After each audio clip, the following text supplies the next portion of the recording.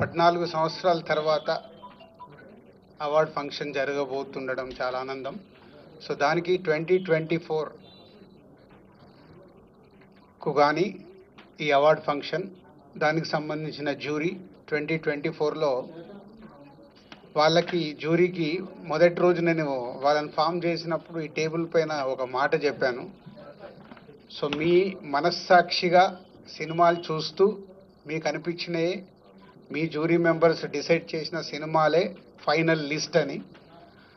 So God grace, ఎక్కడ ఎవరి influence కానీ ఎవరి ఇన్వాల్వ్మెంట్ లేకుండా కానీ వాళ్ళకంతా ఫ్రీడమ్ ఇచ్చి చేయగలిగాం.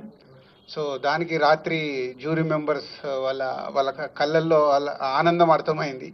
సో వాళ్ళు చాలా ఫైట్ చేసుకొని వాళ్ళు ఏది రైట్ అనిపించింది అనేది వాళ్ళు అనుకొని ప్రతి సినిమాని చిన్న పెద్ద అనే సినిమాలు లేకుండా వాళ్ళు ఫైనల్ చేసి నిన్న నైట్ సీఎం గారికి సబ్మిట్ చేశారు.